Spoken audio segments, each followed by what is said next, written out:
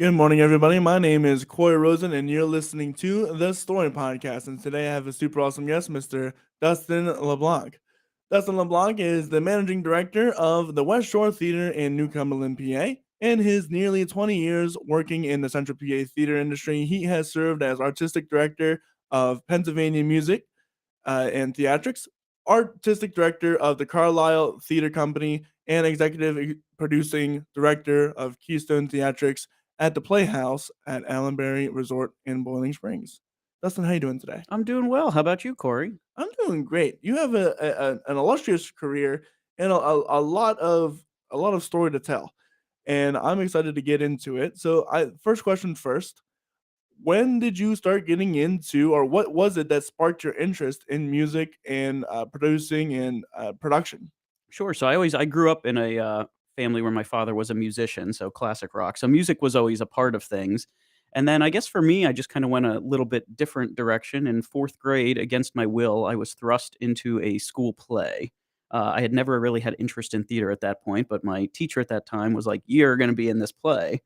And I was, and I found that I loved it. I loved everything about, performing and whatnot. So I just kind of kept doing that. I was a part of school musicals and things like that. But I found I wasn't the typical, probably school performer who, just there having a lot of fun, very social. I would kind of sit out in the audience and watch the director work, watch all of the pieces come together. I was always fascinated kind of by the production elements, the lights, the sound, the sets, everybody working together. So as I, kind of went on in my career, I just kind of found these opportunities to explore those different areas, learn more about those different areas. And I was like, no matter where I go in life, I know I want to make theater a part of it. And Mm. over the past, 20 years or so, I've just been really lucky to have a variety of different opportunities in all areas of performance that really have helped me to where I am now.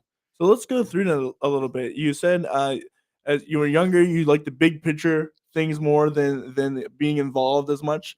So you did it in fourth grade. Did you do it? You said you did it throughout high school, Yep. or So I got the bug in middle school. I think in seventh grade, our high school was doing Oliver, and I'm from Boiling Springs High School, so go Bubblers! Woohoo! The mightiest mascot around, the bubblers? bubbler. We have a children's lake there with a natural spring that bubbles, hence That's the why Boiling mascot. But Springs. yeah, Yeah. so Boiling Springs. But I digress. I just always think that's a fun story. I think we were on an MTV list of like the top 5 worst mascots at some point or something That's like that. But funny. yeah, we were like, no, we're cool, but anyway, so in seventh grade, our high school was doing Oliver the musical, and they invited middle schoolers to audition. So I did. That was my first musical, and really, I just never looked back. I loved performing. I loved everything about it, from top to bottom. So as I went on, I did all the high school shows. I did some community theater productions, and then I went into education. And I love performers, the lifestyle that it takes to be a professional performer and traveling Mhm. around and picking up. It just, I knew it wasn't for me, and I was always going to make theater part of my life, but that wasn't my path. So I went elementary education. I was actually an educator for 15 years, but then on the side, I was doing what I called my other full-time job that didn't pay the bills, but that I loved, which is the theater world, which anyone, in the arts Has that understands. has that plan B, right? Yeah. But I got some cool opportunities. I was, in my teacher education program, but I had an opportunity for a good friend I had met in the theater world. She was directing an organization called Pennsylvania Youth Music and Theatrics. She said, "Hey, would you, help me out by being in a show?" I said, "Sure. I've got a little bit of time. I can do that." That's a great connection between the two too. Yeah, and it really was. I mean, education and theater, there are so many parallels. I always said when I was teaching, my lesson plan was my script, and it's, that song and dance, and you're entertaining and Yeah. all of those things. But so she asked me after that show, she's like, "Hey, you notice a lot of things, you're picking up a lot of these. Would you ever be interested in being my assistant director?" Honestly, directing was not a path I had considered at that point because I did like performing, but I loved watching everything else. But I thought, yeah, I'd like to learn a little bit more about this. So I served as her assistant director, and then she was pregnant at that point. She said, "Okay, I'm going to have to step away." And me not knowing anything, the board of directors was like, "Well, you're the assistant director, so that So means now you're the director." I was like, yeah, I am grossly unprepared. underqualified and totally unprepared for this, but sure, I'll give it a go." And it was with a youth group, so a little bit more forgiving. But I found doing that I really enjoyed it. And what I didn't know, I built a team around me that did know. Mhm. I, you know, people who've worked with me, they'll know you. When you first start out, you feel like you have to do a lot of things yourself, but really the success is the team and the people around you. Absolutely. So I ended up doing that for about 5 years and really enjoyed it. Again, it combined my passion for education and theater together. We were doing a lot of And for kids, it yeah, seems like too. absolutely. And we worked with really all ages there, up to about 25 was where that group was capped. And then I had an opportunity from the Carlisle Theater in downtown Carlisle, beautiful, large Art Deco movie palace from 1940s. And they said, "Hey, we used to have this community theater program, and we'd like to see it kind of be reinvigorated. Would you be interested in doing that?" So I went to my team. I said, "Hey, what we've been doing has been successful with kids. I think it would probably work with adults and people of Right. all ages. So why don't we go and give it a try? It's got a really rich history. I love, growing up in Boiling Springs, Carlisle's just the next town over. Yeah. So it was a really cool space, and they were trying to do lots of things. And I was really fortunate to go in there. We formed the Carlisle Theater Company, which was the all age branch. And we started out doing 2 shows. The first show we did there was Oliver, which was a link back to the first show I ever did, which was kind of a cool full circle moment for me, that my first full community theater show directing was the first show that I was in. And we started out doing 2 shows a year, and by the end, we were doing kind of 4 main stage shows a year, plus some children's shows and things like that. And I learned a lot there along the way because I also served on the board of directors, and I served kind of on the programming committee. And the Carlisle Theater was doing a mix of live music, movies, various different performances. So that's where at the time when I was doing it, I was like, I don't know why I'm ever going to need to know any of these things about movie booking and about, music and all of these kinds of things. Again, we'll jump forward a little bit later on, but Yes. all of those things ended up being really important on the journey that I took. So I was in Carlisle for about 8 years, did a lot of really cool things, grew, a great company, a great audience base, and just loved it. The thing that I've always been attracted to in the theater things that I do is community Mm. and places that have such community support and just great things around. And downtown Carlisle is just awesome. I love it. I still go back regularly. Lots of great restaurants, lots of really supportive businesses and people who want to see the entire downtown be successful. So really great. Can't say enough great things about Carlisle. Was there for about 8 years, and then Allenberry Resort, which again was 1940s. I'm attracted to these old places with They're really cool. rich history and just really cool spaces. And they had actually been closed at that point. They had new ownership. The Playhouse had stood there for years. My first job was at Allenberry. I was a server in the restaurant there. So a lot of history with Allenberry. So when they decided they were going to reopen their Playhouse, they had reached out to various people, and I met with them, and I said, this is really cool. Like, Boiling Springs is my hometown, Mhm. and the opportunity to kind of bring in the next chapter of what the Allenberry Playhouse was going to be was just really cool. So I called my whole team and said, "Hey, I want to do this. I hope you'll all come with me. Never going to force anyone to come with me," but they were like, "No, yeah, no, absolutely. We have to do that." And so many people had so many ties there. So, and Allenberry, just such a rich history. I mean, it's where John Travolta got his equity card. Yeah, they What? yeah, absolutely. Yeah, John Travolta, he's like the shining star of Allenberry Playhouse. I think he only did 2 shows there, but that's where he got his official equity card, was there at Allenberry in Summerstock. Yep. That's crazy. These are cool tidbit for the day. Yeah. And it's such a gorgeous property. And I know we were chatting before we went on how you were just there to see it, but the renovations are gorgeous. Like, there's beautiful theaters everywhere, but the whole setting of it all. You're right there on the yellow breeches, beautiful old historic buildings. The new owners did just an incredible job of renovating it. So we're just so fortunate to be out there doing the plays and musicals. We're entering it'll be our 7th season coming up there now, and we do about 6 shows a year, 6 musicals, and then sprinkle in family series as well. So it's kind of just been that evolution. Again, during all of this, I was still full-time teaching for 15 years. And then a couple summers ago, a really cool opportunity came up at the West Shore Theater in New Cumberland, and, prepare to be shocked. It was a 1940s movie theater that again underwent it closed down. You're sensing a pattern of the Mhm. theaters. I didn't start out intending to go to these old theaters and help revive them. Revitalize It them, just yeah. I guess that's what I've become known for a little bit, but I love it. So I had the opportunity. It had been just a movie theater for many, many years, and it had closed down, unfortunately, and a group of citizens kind of banded together, formed a nonprofit to raise enough Mm. money to renovate and reopen it. When they were looking for a managing director, I can't tell you how many people reached out to me when they posted their job description, and they're like, you should look at this because this is like a checklist of what you've been doing for the past, 15 to 20 years. And I was like, oh, well, what? It's this little movie theater in New Cumberland. What are you talking about? And as I went through it and I met the folks, what they wanted to do was really in line with what I enjoy doing. They realized that a one screen movie theater couldn't on its own financially Thrive. sustain Yeah. with just what movies have become in streaming and everything. And they really wanted to make it a multi-use venue that did movies, but did lots of live music and performing arts and comedy and educational opportunities and everything that I, hold near and dear and have a lot of experiences with. And so I was hired. Fortunately, I've been working there now. We've been reopened for about 11 months. My first day on that job was the first day of renovation, so I got to see it So everywhere. everything from just concrete and on the floor and brick on the walls Brick to and the mortar. Yep. beautiful facility That's so that it cool. is now. And it's been the community there. Again, community. I've harped on that and will continue to because I think that's so important. And they've just been so supportive and have showed up and been so positive and encouraging about everything we do. And we're doing such a wide variety of programming and helping to get the word out. It's not just a movie theater anymore. We do a ton of music. We have comedy that comes in. We have a lot of different regular things. And basically, we've tried just about everything there is to do so far to, back up what we stand for, what our mission and vision is to provide that wide variety and diversity of programming. That's so cool. It sounds like I don't know if you've ever been to Zootropolis around here. It Absolutely. sounds Yep. exactly kind of like that.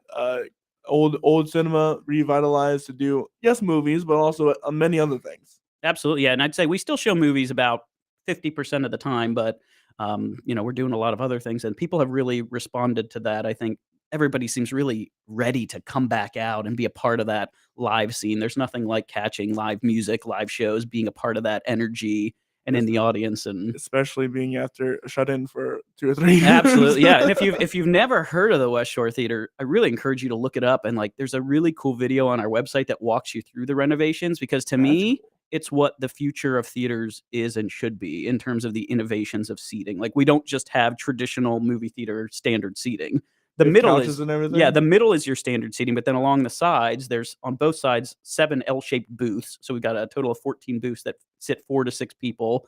And it's just a really cool atmosphere. Like if you're coming to a concert and you want to hang out with Yeah. friends, or right now we're showing the Super Mario Brothers movie, so families come in and kids in there.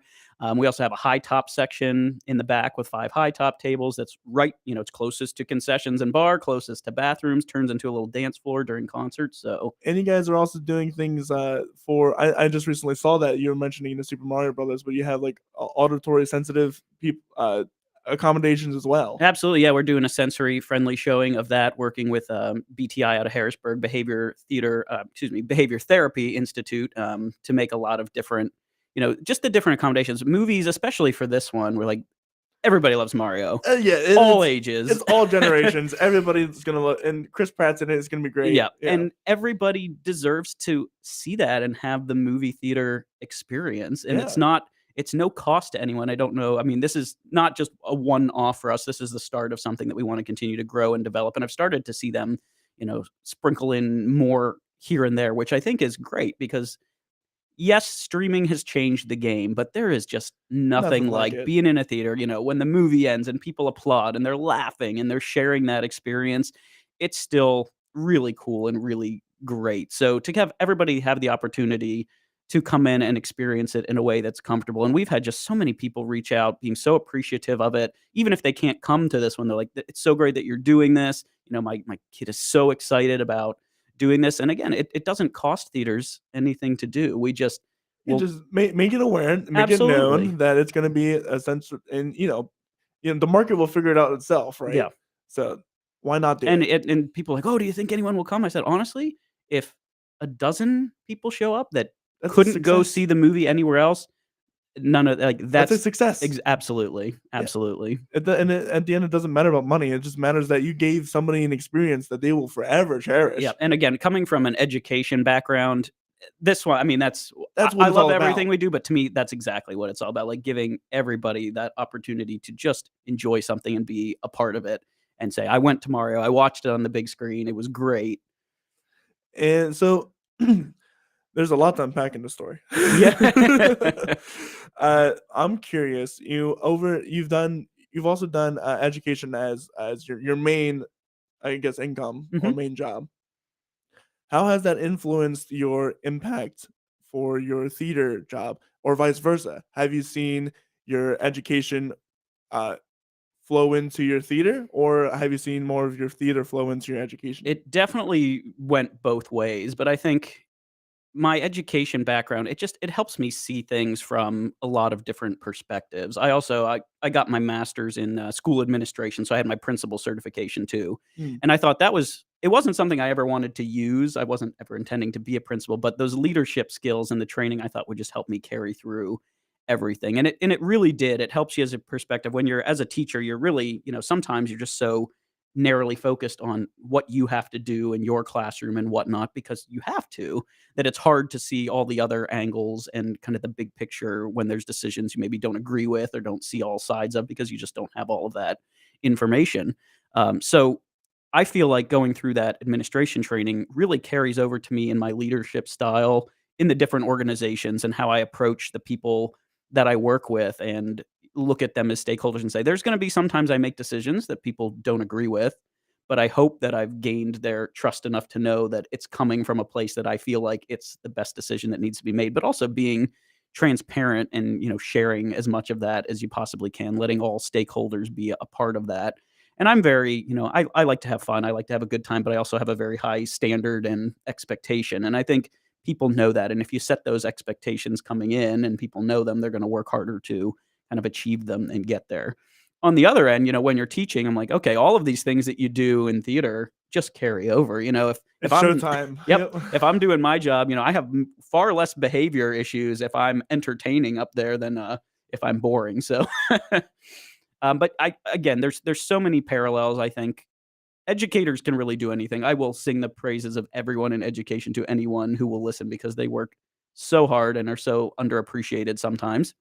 Yeah. And same thing in the theater. Like if teachers do their job really well, you're not noticing as much because things are going smoothly. In the theater world, if you're doing your job well, people are just coming and enjoying. They're not looking at all that goes into it and the hours of preparation and planning in rehearsal, out of rehearsal, writing lesson plans. The Mhm. parallels, they're just everywhere. So if you do it right, the audience won't know how long you took to make it right. But if Absolutely. you do something wrong, everyone's gonna Yeah. They notice. come to watch a show and they don't realize that people have been working on this for a year and a half from, From the picking shows contracting and to yep. yep.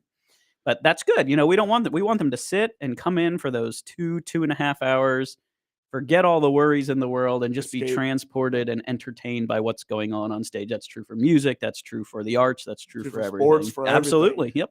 It's so important to have that avenue of escape from life because no matter what aspect you're thinking of, reality is harsh. Absolutely.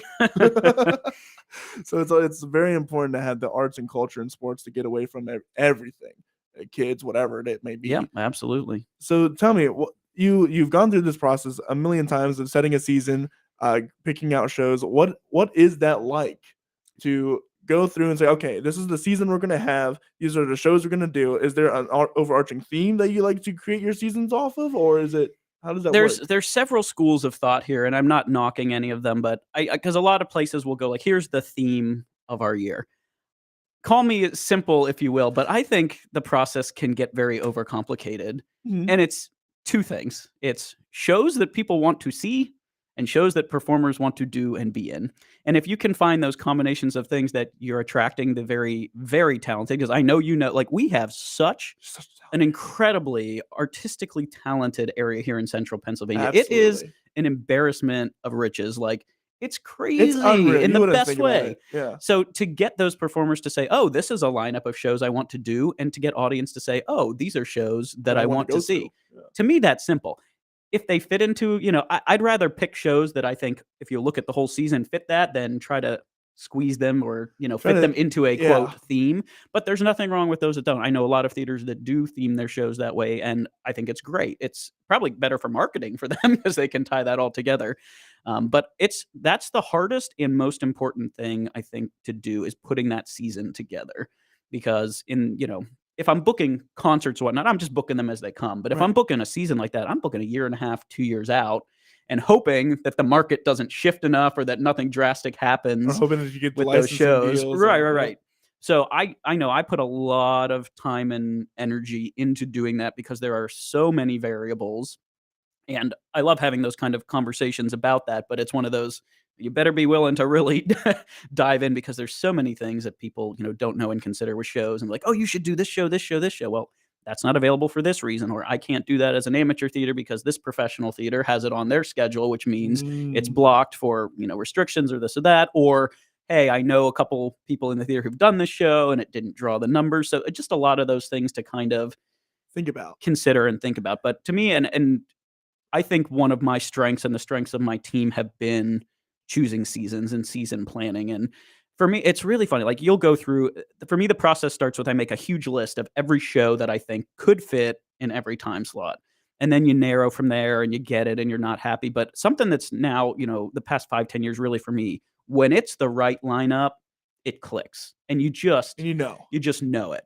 And we're actually getting ready to the beginning of next week, release our next season, our 2023-24 season for Keystone Theatrics at Allenberry. And it was one of those, I had 5 of the 6 shows and I just couldn't get my finger on the 6th one. But then when you figure it out and it clicks, you're just like, all right, we're not touching it anymore. It's It's done. frozen. Make the artwork. Let's go. And then at that point, you just shift from the stress of it to, okay, now I'm just excited. Like you're excited to get it out, excited to have people react to it. And I think season planning has shifted a little bit, especially over the past decade. With as many theaters as there are in this area and options, I don't expect everybody to come to every single show that we do. Mhm. There's so many different, great things happening in the area. So I try to put together a season where if you can look at our season and see 1 or 2 shows that you want to come to, That's a win. that's a win. And then I'm diversifying my audience. I'm building it. It's much more sustainable that way. Now, there are people who are like, I'm going to come to everything you do. That's great. We love you. But if someone can see, 1, 2, 3 shows that they want to come a season, that's great. And that's kind of how I approach it with West Shore Theater too, is how do you mix that programming up? What is that model that someone can look at my month and say, oh yeah, that's a movie I'm really interested in, or oh, that's a concert I really want to go to, or oh, I love comedy. I'm going to come see, these guys the second Sunday of every month. So I think it's finding that mix. And there are people out there who say, well, yeah, if you try to do everything, you're not going to appeal to anyone. But I think that's shifted and people really seem to enjoy, a variety of options. Give them options and say, we might not be the right one for you, but if you're really into this, then we are for that weekend. It's all about fitting into different niches nowadays. You had the heyday of, okay, this theater is known for this one specific thing. Sight and Sound does Christian musicals all throughout the year. It's still very much a valid business plan. Absolutely. But their productions are incredible. They're absolutely incredible. They validate themselves for having that. Mhm. But for something like a movie theater where you can just go get it on Disney Plus, you can get it on Netflix. It's going to be there on HBO Max next week. Yep. And you're already paying for that service. Why go out and pay an extra $30 to a movie theater and see something you can just see at the comfort of your own home? And granted, unless it's something like a gigantic cultural thing like Star Wars, where you have to go see it in the movie theater because it's Star Wars. Yep.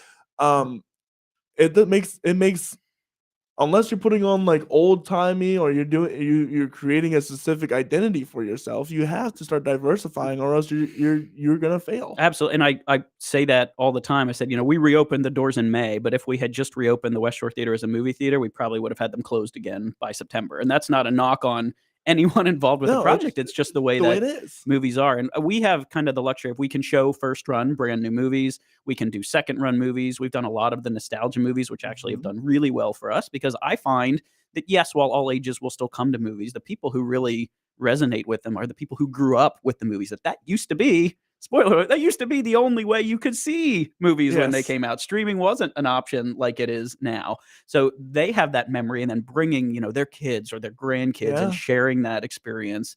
It's been really cool to watch. And I think when we work in the entertainment industry, we're so lucky and we're so privileged because when they walk through the door, for the most part, they're already generally happy and excited. It's not like the DMV or it's retail not hard where to impress people here in the music industry. As long as we don't screw up, they're also going to leave happy. So it's been really great, and I feel like that energy when people walk through the room that they're excited about being there, excited for what they're coming to see, and having a great experience. And having something like that gives you so much more room to do stuff with movies. For example, I know at Zootropolis, they have a philosophy professor come in and they go and they dive deep into the philosophy of like Psycho or Vertigo or stuff like that. Absolutely. And they go into the filming technique about it. They make it into like mini lectures about it. You can do, and people will eat that stuff up if you give them the opportunity to do that. And they're going to enjoy seeing those iconic movies and in ways that you can only experience at a theater. And you just get some history, get some great insight into the movie, how it was made, etc., etc., etc. People are you can do a lot of really cool stuff. Plus, you like you said, you can extend it out into different styles, into music concerts. So how do you balance that as a theater That's a great question, and it's still we've been reopened for 11 months, and I know when I first took the job, I told the board like it's going to take me 12 to 15 months minimum to figure it to out? kind of know what the balance is. We got to try a lot of different things, and we can't just try it once. We've got to have Get kind of a experiment.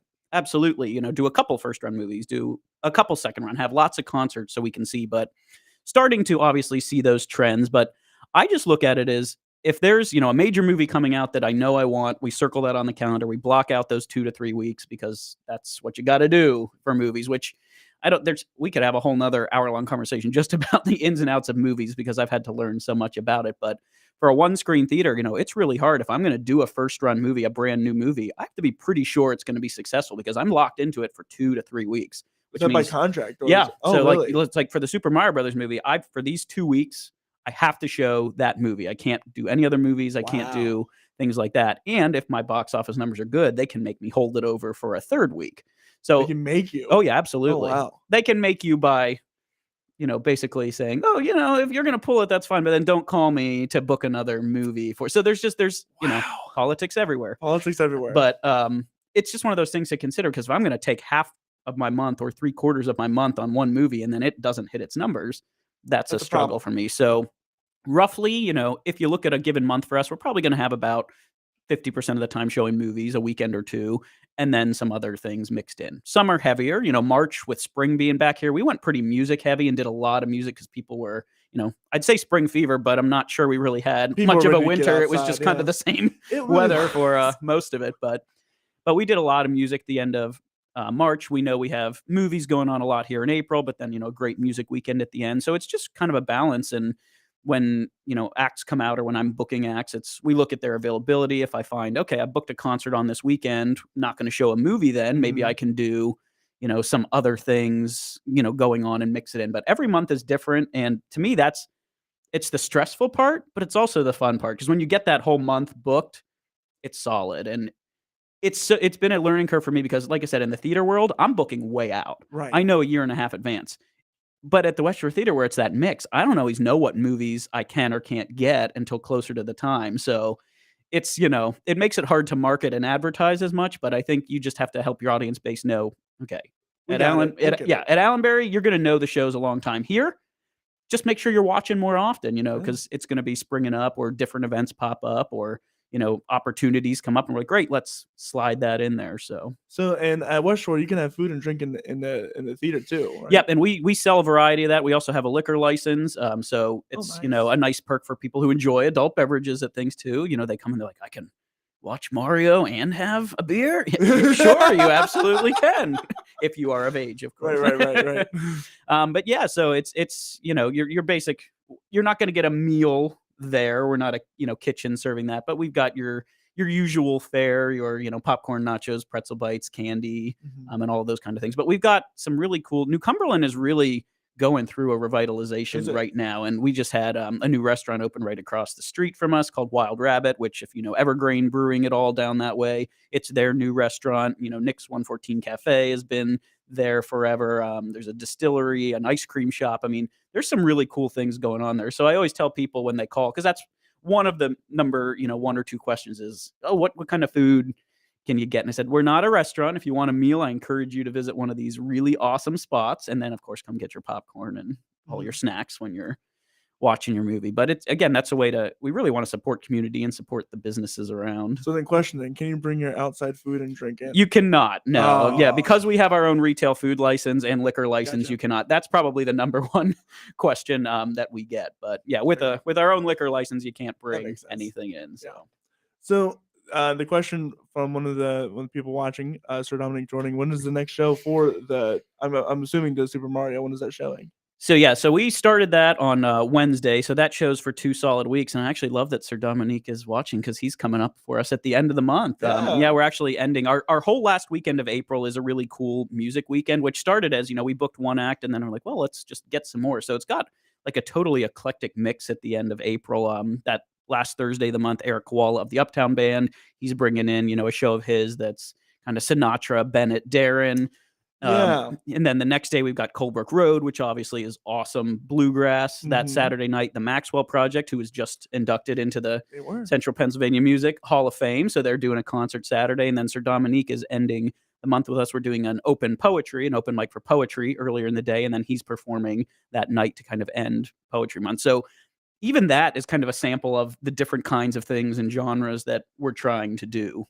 Very nice. So I gotta know, what is it like to switch brains from a movie theater that does everything into a playhouse? What is it like to do that? Yeah, it's sometimes I'm like, okay, what hat am I wearing today? But they say, they'll never take the teacher out of me. They'll never take the elementary out of me. People who come and see my office, my entire wall is a big whiteboard, and it's all color coded based on, okay, this is theater, this is music, this is that. I keep everything organized that way. But again, the fortunate thing is once I have a season booked out there at Allenberry, I don't have to worry too You don't have much to touch about it. that. It's set. The shows aren't going to change.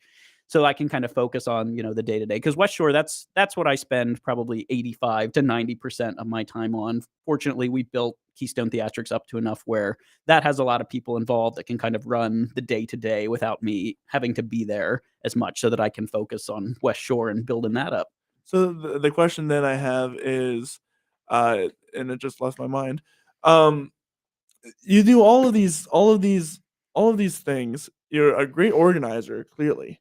Uh, what is one thing that you want to bring to New Cumberland? You're trying to expand this culture. What are some of the things that you would really like to see happen with these different projects of yours? Yeah, and I think that's honestly what attracted me to the West Shore Theater was that opportunity that we were kind of a clean slate. We got to create what our identity was. We got to re-educate the audience on what it was and what a kind of performing arts space can be. And I think a lot of people talk the talk and they say the good things and they put out mission and vision statements that sound really good on paper, but then they don't necessarily, Follow through. back that up. So I know from day one, I told the board when we adopted that, I was like, we're gonna do this.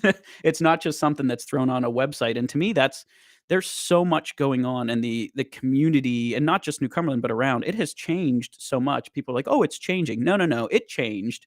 It's very different. And to have a theater that can, really represent everyone in the community and have programs where whenever you walk through the door, you feel very welcome, very comfortable, I think has just been really cool. So, we've taken some chances. We had an opera in there. We've done all sorts of things. I'd say you name it, we've probably done it. And my first year, I tried to say yes to just about as much as like, oh, that's something we want to do. Great, let's try it and, see what happens. Work with community organizations, work with people with established followings and bases to get them in too. So I think some cool things are happening. People are starting to discover it. Whenever I introduce a show, the first thing I ask is, how many of you, is this your first time here at the West Shore Theater? And it's very regularly a good amount of people, which is great because we're getting a lot of new people in. We're getting them through the doors, and it's different people. There's people who love movies, so they'll come out for movies. There's people who love music. And one of the cool things I think that we have going for us is, and this is not a knock at venues, but there's not a lot of just seated music venues anymore. There's a lot of places where when you go to hear the music, they're not background music, but they're not necessarily the focus, because the focus is selling, food and beverages and things like that, which is financially a model that makes sense. But what we've really responded to, and musicians have been very complimentary of, was that they love performing in the space because it is a seated space. Like, sure, we have concessions and bar and whatnot, but when the show starts, they're sitting there and they're watching the show. They're They're really engaged. listening and they're engaged in a way that they don't necessarily get. So I've been really lucky where a lot of musicians are now coming to me and saying, "Hey, such and such played there, said this was a great room with great acoustics." That's so important too. That's And very you know important. that we put a lot of time and energy and money in the renovations into acoustics, which is not easy because the acoustics you want for movies It's versus the completely different. acoustics you want for live performance, totally different. So we had to find that balance, and we put in two totally different sound systems. So there's one system just for cinema, and then we have a performance system too, so that we weren't trying to get one system that did both okay. That's great. So yeah, and really, and I'm so appreciative when musicians or performers come in there and they recognize, the effort that's gone into making it an enjoyable room, because it's beautiful, but it doesn't matter if it looks good if it doesn't sound good. You're gonna come once and say, "No, I couldn't hear, the vocals over everything, or it's just too loud," Too or bassy, too high-endy. yeah. Yep. But fortunately, we have not had that, and people have been really happy. And you plot it all out on paper. Your technical folks do these really cool, colorful maps that tell you what your room's going to sound like, and you hope they're right. And we've been, even more pleased with how it's turned out, especially for live performances. We knew it would be good for movies, but the live performances have just been great. So my question is, you're doing all of this. It seems very hectic, very, very time consuming. Very. How do you not get burned out? That and the board checks on me all the time because they know. And when you're starting something new like this, I'm one person. I'm the only full-time employee as managing director. So you name it, and I'm doing it. But we do have a great part-time staff that comes and helps with some of the shows. I think it's because I truly, and I know it sounds cliche, but I love what I do and I'm Mm, passionate about it. And up until the West Shore Theater, I'd always done it kind of part-time. Over lunch at school, I'm checking emails or trying to respond or making a phone call, and then after school, I'm doing this. And now I have all day to devote to doing this and to do what I love. And it's still overwhelming and stressful. Anyone who says it isn't, they'd be lying to you. But right.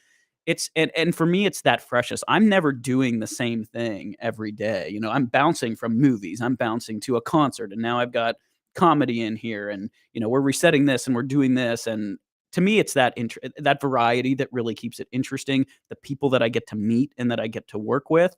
I mean, that's everybody's inspiring. I love hearing those stories. I love working with a variety of people, being inspired by them. Like I have such a cool job. I get to stand there and be entertained and inspired by these amazing people coming in, and that, I think, anytime you're feeling burnout, you see something like that, or you meet people like that, or you get to work with someone and give them an opportunity to do something that they maybe wouldn't get a chance to do in a different venue. And that's what keeps me going. And sleep every now and then. Every now and then. I still in school mode. I pack people.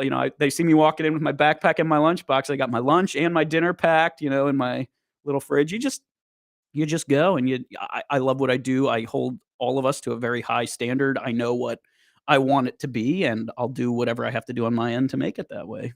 So then another one of my questions is, what is one thing that you have yet to do, but you really want to get to within your lifetime?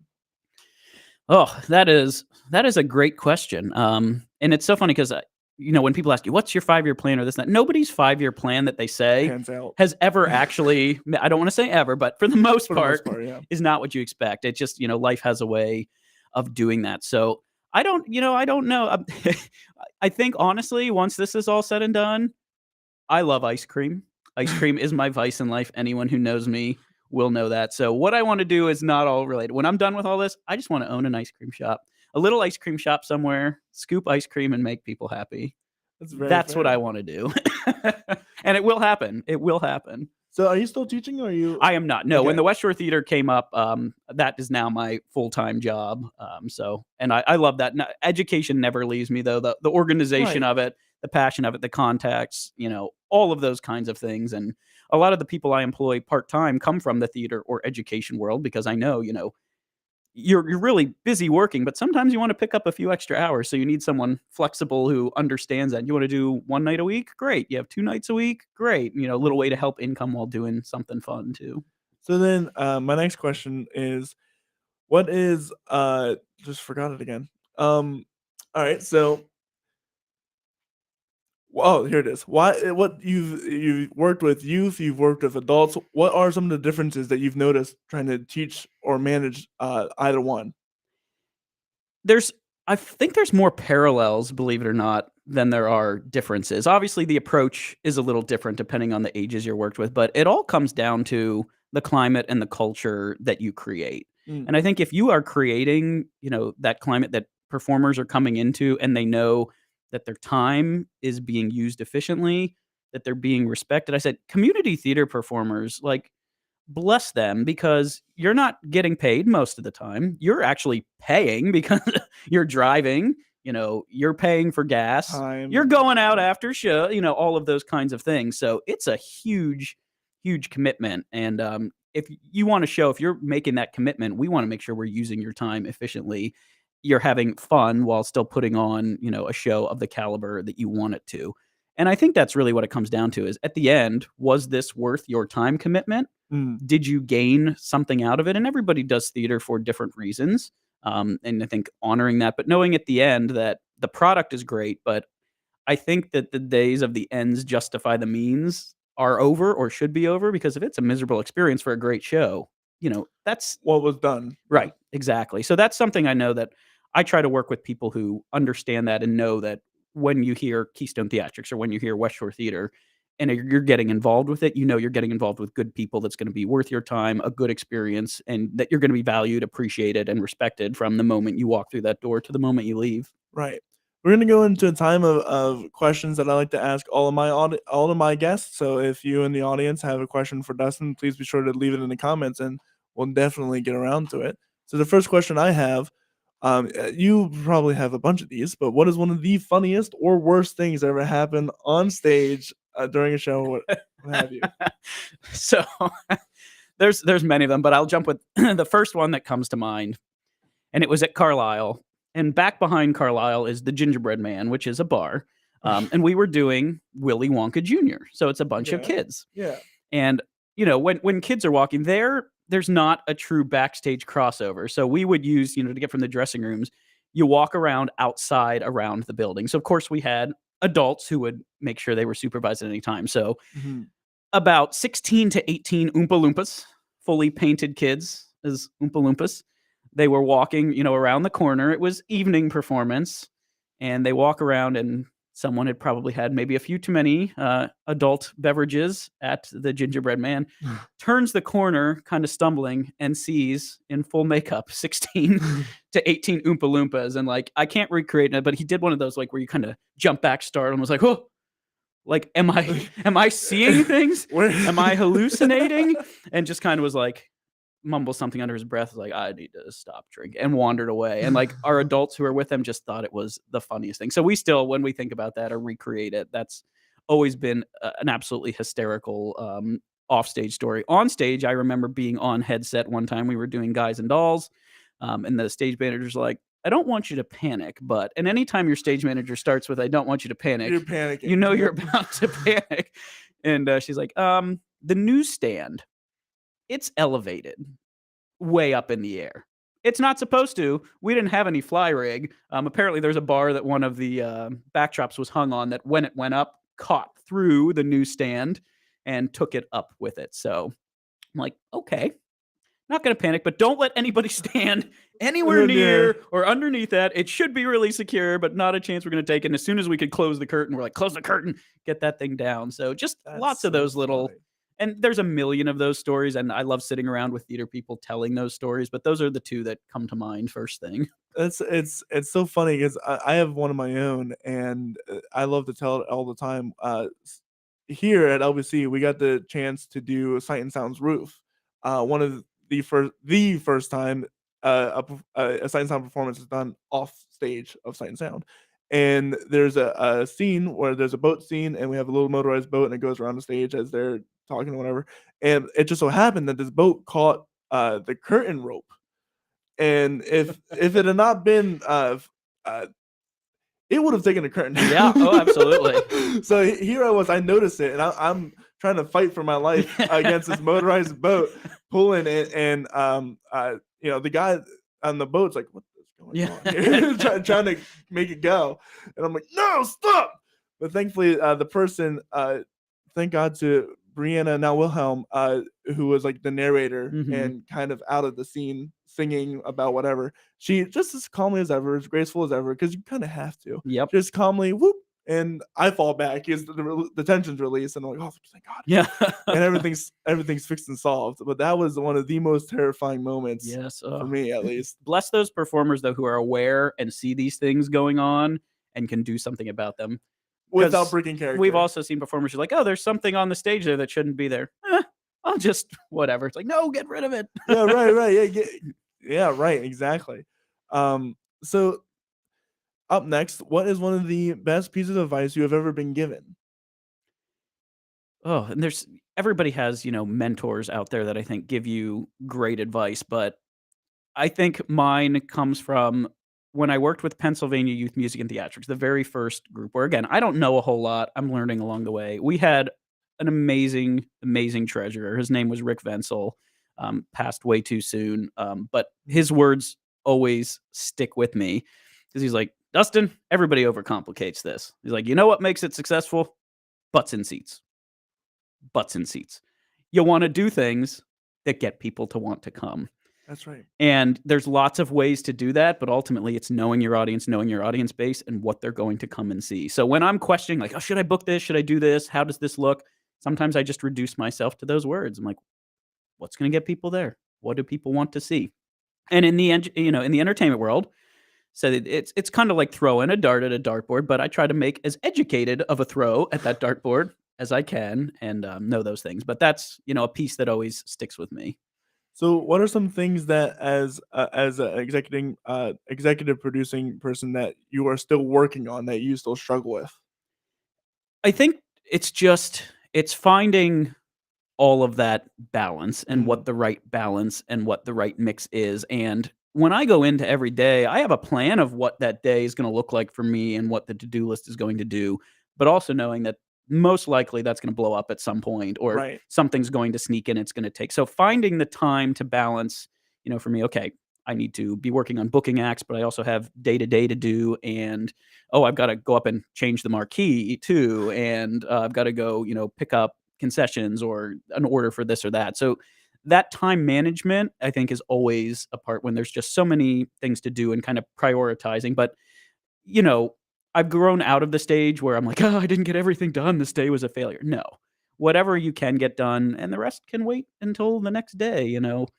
We're entertaining. We're doing, really cool and really fun things, and we're gonna get there even if I don't get everything done on my list that day. It's not gonna be the end of anybody's world. And another piece of advice that I would give is to define success for yourself. You don't have to, and this goes into like comparison and stuff like that as well.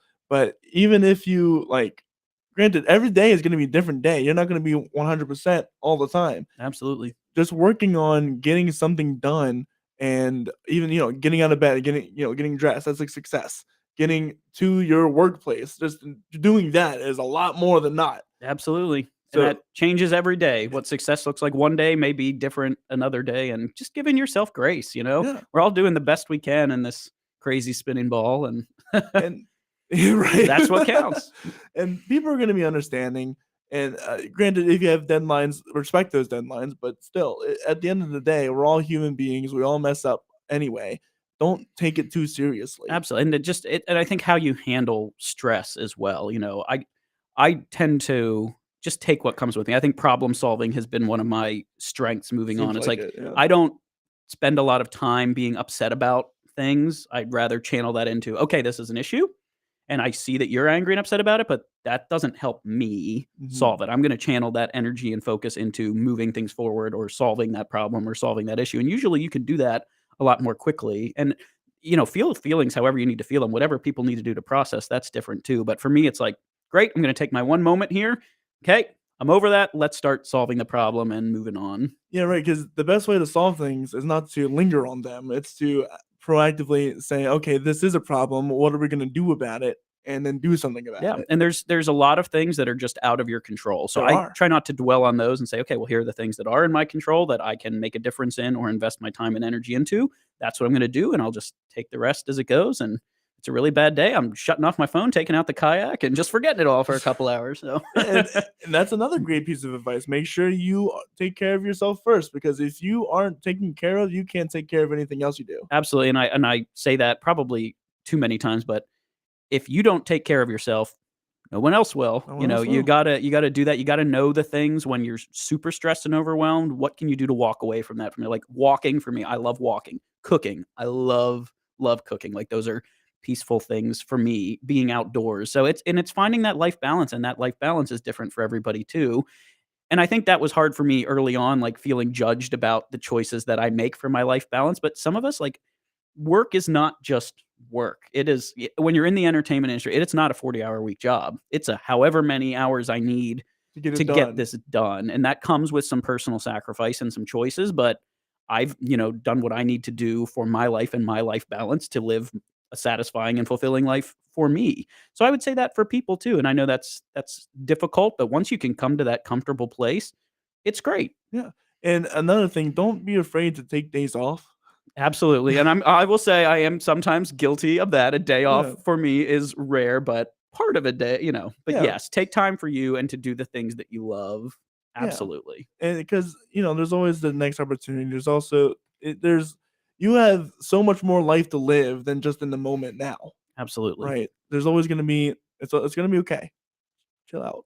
It's gonna be Yeah, fine. if you take one thing from today, know that it's gonna be okay. It's gonna be okay. So, a few last questions that I've got for you. How was the COVID situation for you when everything shut down? What was that like? I'm sure that one must have been a nightmare to manage. And I think about this in many different ways because for me, I will always look back at that time on my life professionally as the greatest challenge Mm, and personally as a really introspective and reflective and positive time. So professionally, obviously, when you do theater and whatnot, it's so much of your life that when all of a sudden that's completely shut down and taken from you, I'm like, what do I do with all of these hours in the day that I'm usually, devoted and committing to this? So for me, I turned to myself. Okay, I'm going to focus on, my health, physical, mental, emotional, etc. Walk a lot, get in better shape, finally buy that kayak, do those kinds of things. And those are things I've carried with me since then. It's like, okay, you didn't do all these things now. We didn't go through all these terrible times to not learn and do mm, something from it and hopefully have some kind of changes. So I think it's, keeping that perspective on we put so much time and energy into this that you got to make sure you're balancing that with time for yourself and what's important and those things as well. But it also just gave me a new appreciation for the how fortunate we are to be able to do the things that we do and to be able to provide entertainment and educational opportunities and things that inspire people and help them escape from the world reality. for a Yeah. few hours or whatever's going on, positive, negative, etc. And I think we're finally crawling out of that to an extent. It's always going to be there. It's always going to be a part of things, and it's going to shape decision making and planning moving through the future. But professionally, very difficult to basically be sitting there twiddling your thumbs and say, "There's really nothing I can do." Obviously, it opened up a lot of virtual mediums, which is great, and I think people got really creative in finding ways to still share their art and do things that have changed the landscape a little bit.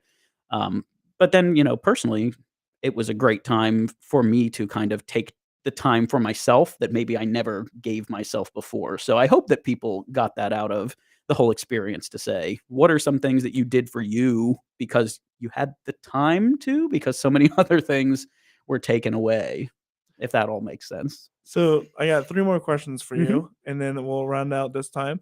Uh, what is one show that you have yet to put on that you want to put on?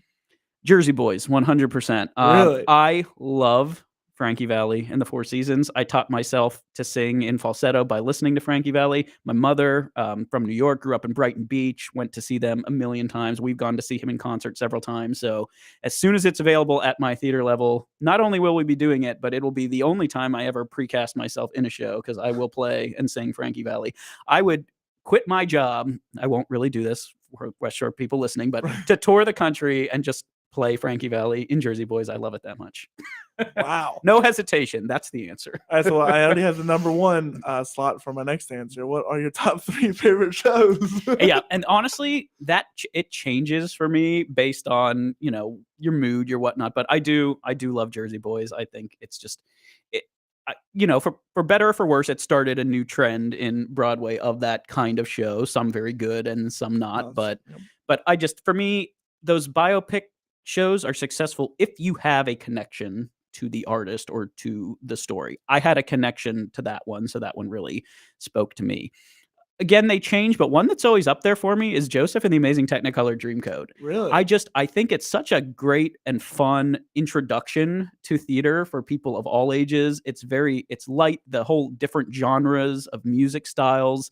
It's just, is it award-winning, script and plot? No, but it's just fun. It's one of my first theater experiences where I just watched and I was like, yeah, that's really fun. That's something that I would want to do. It's like your first ever Rodgers and Hammerstein. Yeah, absolutely. All those things that stick with you. And I don't know, third, there's so many good ones to choose from. I don't know. I really like Monty Python Spam-A-Lot too. I remember seeing that on Broadway and just thinking this is the funniest thing ever. I've directed it once. I've been in it once. So just that variety there, I think, shows you my eclectic tastes in music and shows. And if you ask me tomorrow, that list would probably change too, because there's just so many things out there. I like to see everything. If I'm not working, if I have a day off, most likely you're going to find me in New York, seeing shows, because that's just what I love to do and be inspired by that. Going back to the burnout, I think if you're burnt out by something and you can go and see, what you love in your craft at the highest level without being involved. Exactly. Just sitting there and be like, okay, yep, this feeling that I'm feeling right now, this is why we do what we do, because we want to make other people have that feeling and experience it. There's just nothing like it.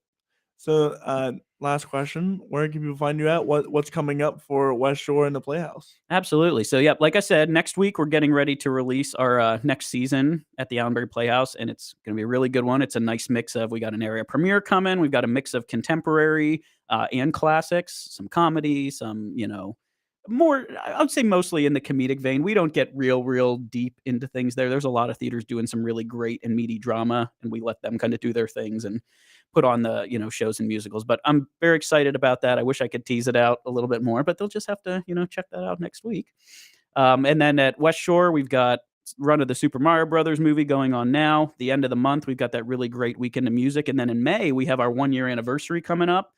So we've got a lot of really cool things planned. We've got a great mix of music coming in there too. We've got some national improv comedians coming down, so just some really cool things. Uptown Band will be there. Our local New Cumberland band, Martini Brothers, are coming in. The Big Fat Meanies from this area, yes, they're playing for us on Cinco de Mayo. We're calling it Cinco de Meanies. It's going to be a lot of fun. Rascal Revival is going to be cycling in. So we've got some really cool things. And I think that's the neat thing about West Shore theaters. You never really know. Like, if you come and look, you're going to see something different all the time. So we want people to kind of keep up on that and checking out what we're doing, because there's some really cool things. Yeah, no, those even some of the Sir Dominic Jordan, great friends of the show, Big Fat Meanies, RJ Conrad with Rascal Revival. Absolutely. That's a great lineup.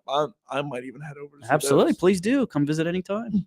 My name is Corey Rosen. This is the Story Podcast. WestShoreTheater.org? Yep, WestShoreTheater.org and Keystone Theatrics. And then what else for the Playhouse? Is there a website for that?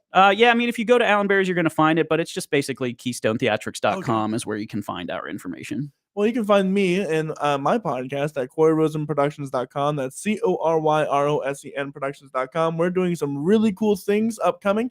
We're starting our Songwriter Studio, and that is a show where we're getting 3 to 4 artists from around the area into this studio, and we're going to create a song underneath an hour. And that's awesome. Yeah, and it's going to be ready. The goal is to have it ready to go to a studio somewhere and record it and get it out. And that's something I'm really excited for, because, like you said, it's all about community and working together. And there's some great talent in this area, and I just want to see what we can come up with. The creative process like that's going to be fascinating. Yes.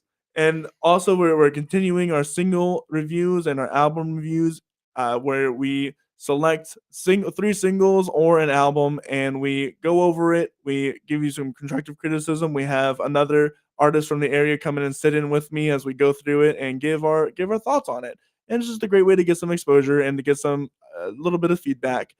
And we have our first ever show coming up April 23rd. That is over at Switchboard Studios. We're having a little award show where we're doing, most viral, fan favorite episodes, Oh, that's awesome. small stuff like that, just to give a little bit more recognition to the area. And because, accolades and awards verify or establish an artist more. And we want to, there is some great talent here that needs to be recognized.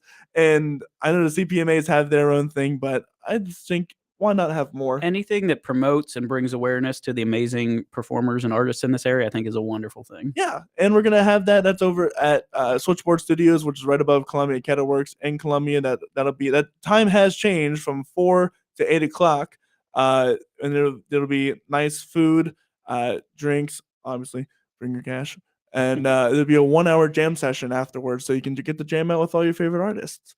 And up next, we have a lot of people coming up this tomorrow. We have Colt Wilbur of the Colt Wilbur country band. He's a country artist in the area, and I get to learn more about him and his music. This Monday, we're having Amber Nadine. She's an acoustic act, and she's coming in, and we're going to talk to her about her projects and everything she's got going on. This Tuesday, we got a choreographer, Cody Ross, coming in, and he's an incredible person who does work here at the college and does work over at many of the high schools areas. So we're going to learn about what it's like to teach students how to dance, Mhm. because there's a whole Oh, that'll philosophy be in that. fascinating. Yep.